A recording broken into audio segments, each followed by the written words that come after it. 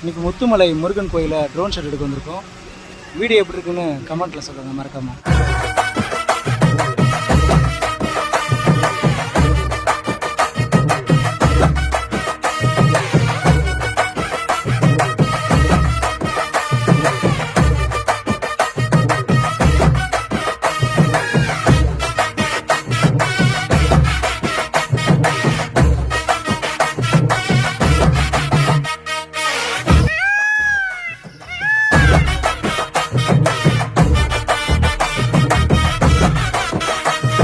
இன்றைக்கி முத்துமலை முருகன் கோயிலில் drone shot எடுக்க வந்திருக்கோம்.